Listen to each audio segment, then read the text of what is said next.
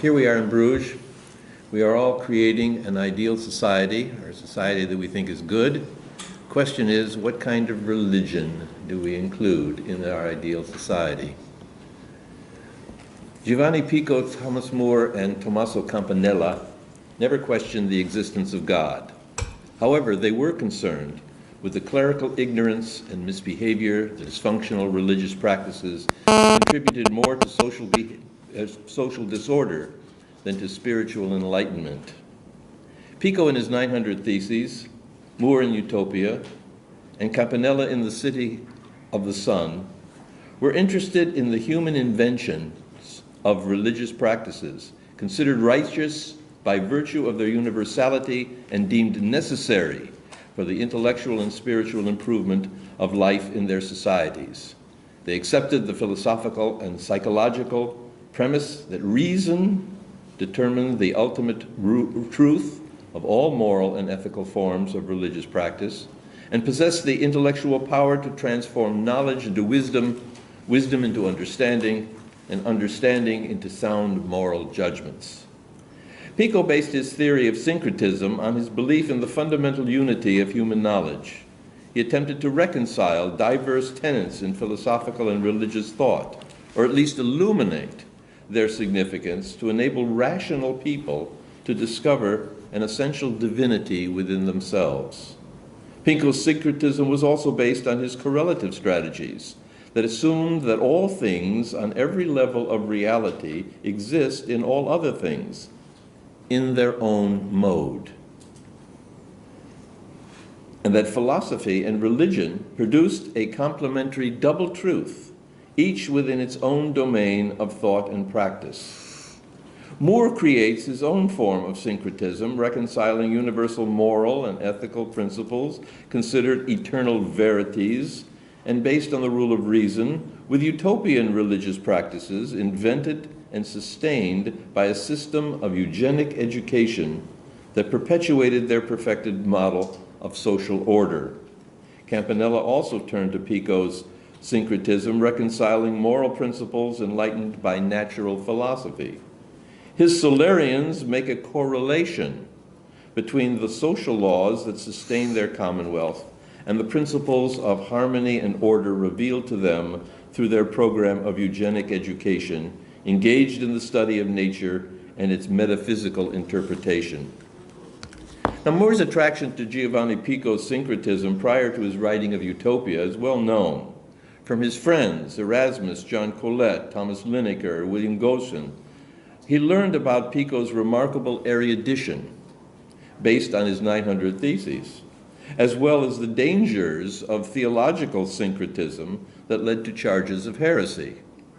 He also heard about Pico's heptaplus, a Christological reading of Genesis 1, and his De Ante Uno et Uno, in which Pico argues that since God's essence is unknowable, the unity between the many and the one, between the created and the creator, is achievable only by knowing the manifestations of God revealed in his creations. In his translation of Gianfrancesco's biography of his uncle Giovanni, More emphasizes Giovanni's great study of the Hebrews, Chaldeans and Arabs, and the philosophy of Pythagoras, Trismegistus and Orpheus, and many other known only to a few excellent men of his day. Quote, both Pico and Polydore Virgil, in On His Discoveries, made the point that much wisdom was first attributed to the religious inventions of the ancient Hebrews, Egyptians, and Babylonians, then transferred to the canons of the Greek and the Roman philosophers, and finally incorporated into Christian doctrine. More admired Pico's moral clarity in his syncretism of universal principles in philosophy and religion that focused on human behavior. Although Pico's syncretism would seem to make religious practice appear more complex, it actually illuminated those essential moral and ethical principles within all religions in all periods of history that could be accepted as true. Mount Sinai, Mount Olympus, the hills of Rome, the heavenly Jerusalem could be found everywhere, even in the New World of More's Utopia and Campanella's The City of the Sun. More believed that all human beings were naturally religious, but the theological and philosophical abstractions of causality applied to religious practices must be manifest in concrete laws that govern human behavior. He created his own syncretism of Stoic and Epicurean moral philosophies, making moral virtue the greatest source of utopian pleasure. The idea of uniting the many with the one focuses on King Utopus, who established laws dealing with social discipline and eugenic moral education intended to convert human behavior from a rude and barbarous people into a well-ordered society.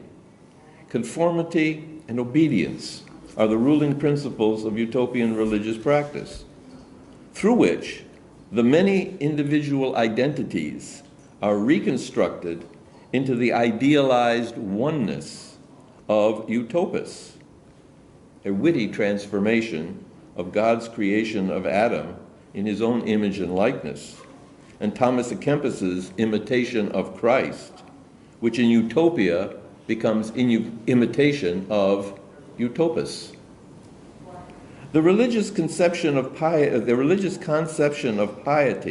is measured by the utopians' capacity to organize their labor management, political institutions, communal wealth, personal decorum, and intellectual edification necessary to sustain a moral society without the intervention of a divine revelation.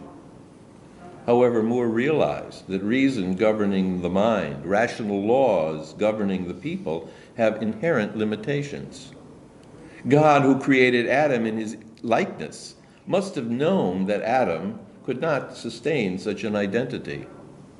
Neither Moses with his Israelites, nor Jesus with his apostles, nor Catholic popes with schismatic Christians could sustain the moral and spiritual excellence prescribed by their laws. In the oration, Pico argues that the will is free to choose an angelic or bestial identity. But that freedom is paradoxical. The will cannot perform what it does not know. It is dependent on the intellect and its powers of cognition. For Pico, the rule of reason must unite the intellect and the will. And it is through this union that people can know where their ultimate happiness lies.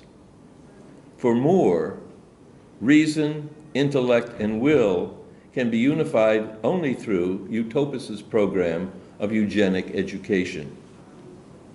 Now, good and evil are inherent qualities in the human nature, and the utopians must be taught the principles of moral objectivism to distinguish between good and evil. They must also learn that morality is the essential correlative to the knowledge of all things deemed necessary to sustain their social order. Two absolute commandments of Utopus are obedience and social conformity, predicated on the universal rule of necessity.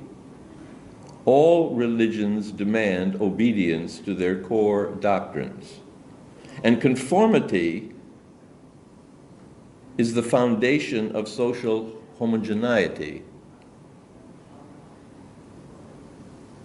This notion of utopian conformity, which often finds students very upset, the notion of utopian conformity is based on the ruling spirit of humanitatis, the refinement of human nature capable of appreciating that the highest order of personal self-development can only be achieved through the altruistic service for the good of the whole society.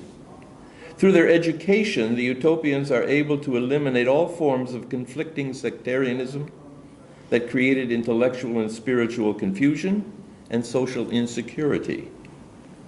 Utopian eugenic education is an intellectual and moral correlative to their religious practice. Pico had shown that many ancient religions' hidden wisdom was believed to be concealed in sacred texts.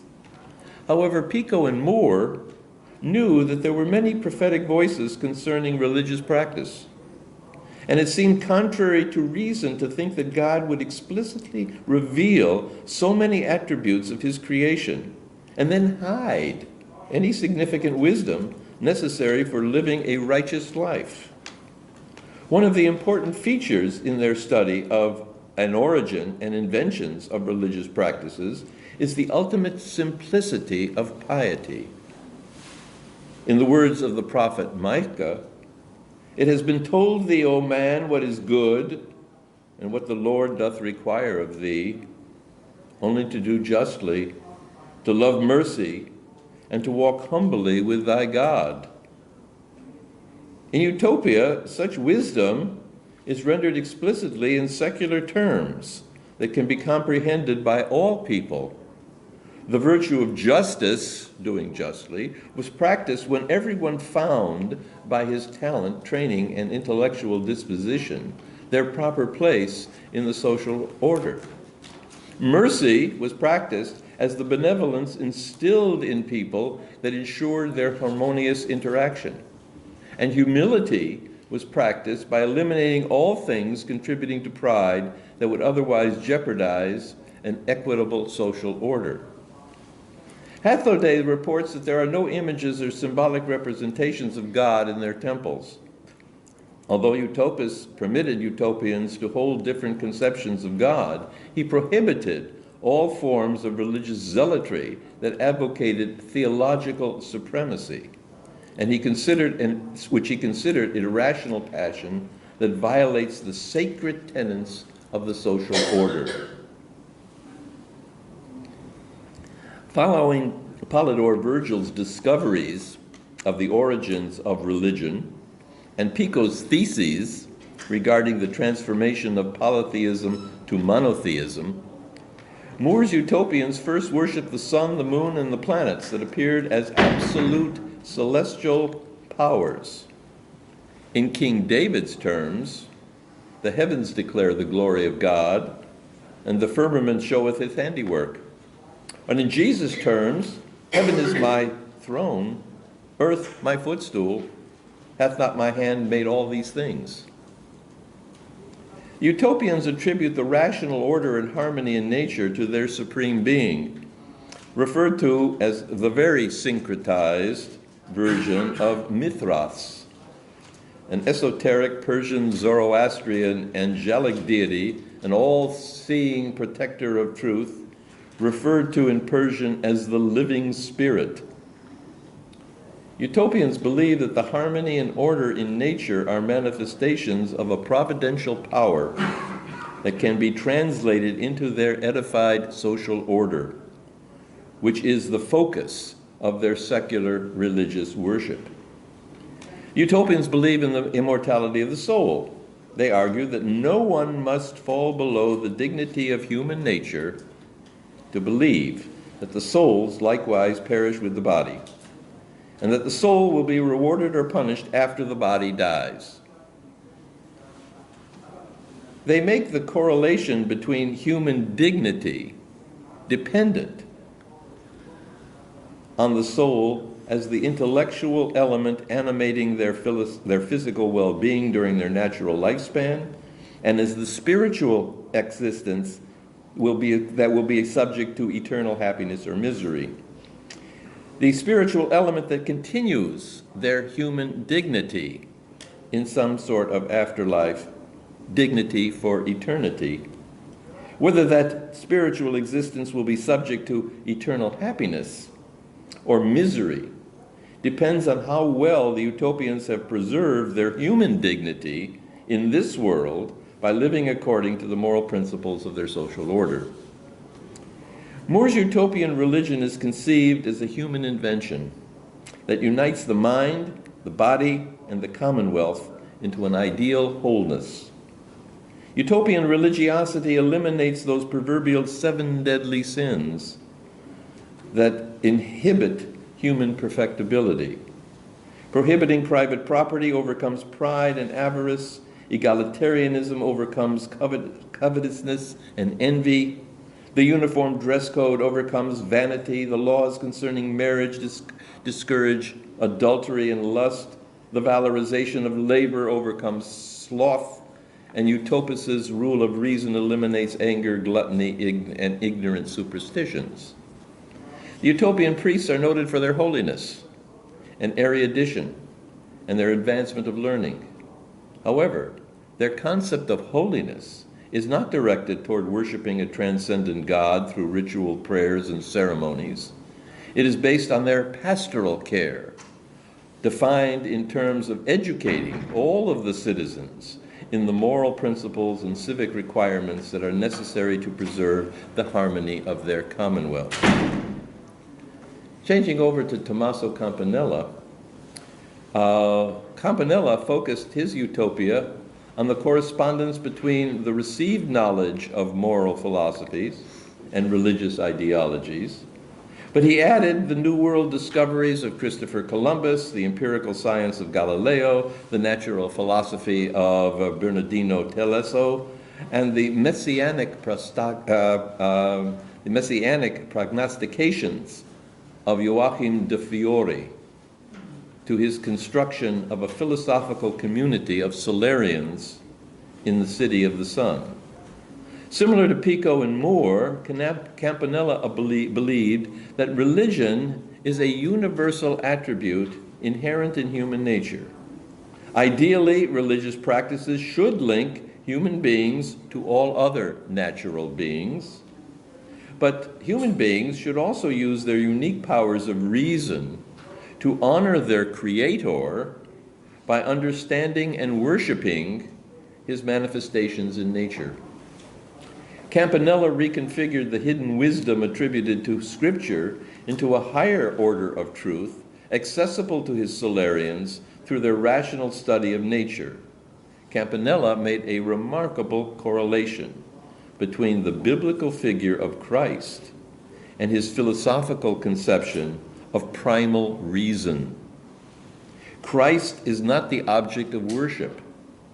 As primal reason, he is the means by which the Solarians worship the harmony and order revealed to them in nature, even though they may not know anything about Christ's divinity from the Bible. By equating Christ with universal powers of reason, Campanella joins the intellectuality of natural philosophy and metaphysics with the spirituality of Christianity into his utopian vision, with its overtones of a messianic renovation of human society. In Campanella's religious system, the prince prelate, there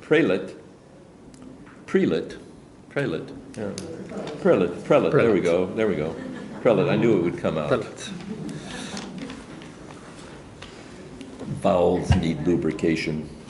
Whom the Solarians call son, but Campanella refers to as the metaphysician, is a supreme ruler in consort with his trinity of primalities, power, wisdom, and love. Metaphysics is sanctified as the Bible of the philosopher, and following Pico's thesis that all things exist in all other things in their own mode, it is considered the foundation of all sciences. The metaphysician must know the history of all peoples, their ceremonies, rites, and government, the inventors of all arts and sciences and laws, astrological sciences, and above all, he must follow the universal precept of that other trinity, necessity, fate, and harmony, that operate in the world. The significance of the metaphysician as the theocratic ruler is based on Campanella's interpretation of Joachim de Fiore's biblically inspired messianic vision of a last emperor or an angelic pope, ruling over an empire that represents the final glory of humanity. Campanella's transformation of Joachim's prognostications into his own prophetic vision in the City of the Sun, in which the principles of universal order and harmony revealed through natural philosophy and its metaphysical interpretation provide the foundation for a messianic reformation of humanity. In order to make harmony and order of nature into a comprehensible object of worship, Campanella's Solarians create a program of their eugenic education in which students are taught to use their rational faculties to interpret the essential laws of nature that can be united with universal moral principles. Sensual perception is the beginning of true understanding. Upon the 7 circular walls that literally protect the city physically and figuratively protect it intellectually, they have created a remarkable graphic encyclopedia of all branches of arts and sciences as a visual reality of the best that is thought and known for their practical observation of nature. As students graduate from wall to wall, they progress from the knowledge of the world to its ultimate signification in the temple of metaphysics, wherein their acquisition of knowledge is transformed into an enlightened religious experience of nature's inherent divinity.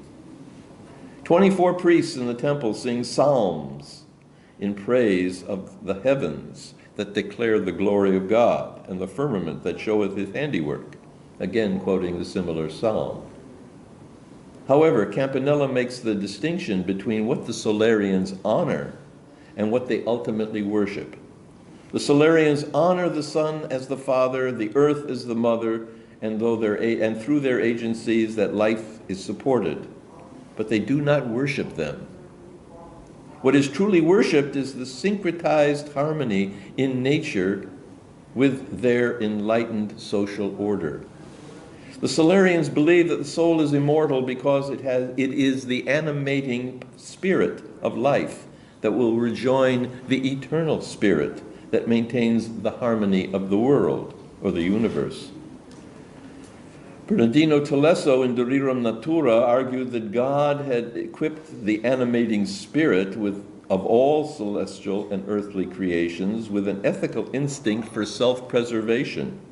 Campanella expands on Tolesso's theory that the human mind transcends mere self-preservation with its desire for the knowledge of the divine things revealed in nature. His Solarians believe that they can transform that knowledge into their principles of social justice that ensure their communal preservation as their highest good. This mode of worship is seen in the 4 major festivals that occur when the sun enters the spring and autumn equinox and the summer and winter solstice. Other festivals occur at the new moon and the very full moon. These religious festivals honor the harmonious motion of these celestial bodies and their beneficent influence on the earth. However, the purpose of these religious festivals is to celebrate the commitment of the Solarians to the moral and ethical righteousness of their commonwealth. Their rituals of worship take the form of general council meetings in which every Solarian, including the metaphysician, power, wisdom, love, discuss how to make the performance of their civic duties equally harmonic to the powers of nature. The Solarians must confess their deviations from the holy civic law, and the metaphysician provides the remedies that the city requires. Deviants from the law are punished in a ritual of purgation that has the effect of purifying the society as a whole. Okay. Utopianism is a form of syncretism. It reconciles the intellectual with the spiritual in a coherent conception of human perfectibility to which it aspires.